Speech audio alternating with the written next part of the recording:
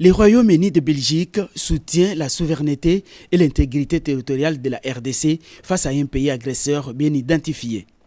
Le vice-premier ministre et ministre des Affaires étrangères belge, Maxime Prévost, l'a encore répété devant le président de la République, Félix-Antoine Tshisekedi Tshilombo, ce lundi à la Cité de l'Union africaine.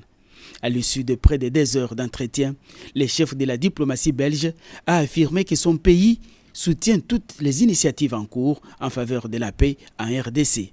Les conflits qui se déroulent à l'est du Congo sont aujourd'hui particulièrement meurtriers.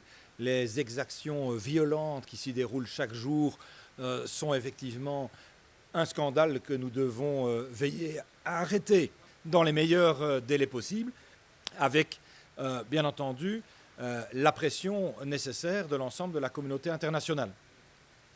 La Belgique a été très claire sur ce dossier en considérant qu'il y avait effectivement un territoire qui était agressé et qu'il y avait donc par voie de conséquence aussi un agresseur.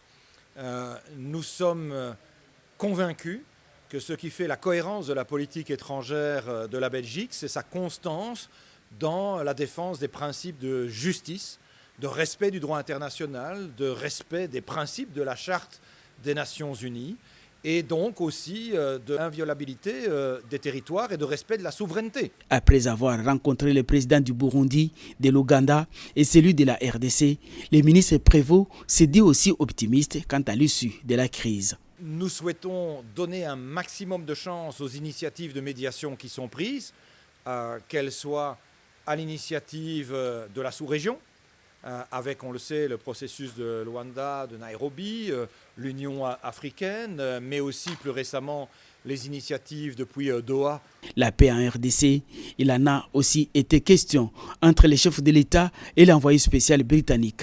La Grande-Bretagne s'est aussi rangée du côté de la RDC. Il y a un nombre de processus actuellement qui visent, qui essayent de rechercher une paix durable. Donc, il y a le processus de Luanda, de Doha, de Washington.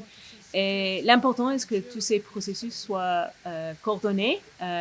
Mais éventuellement, ce qui est important, c'est de trouver la paix, la prospérité et aussi la sécurité pour la région. Tous ces balais diplomatiques montrent à suffisance que tous ces partenaires traditionnels de la RDC n'aspirent qu'à une paix définitive.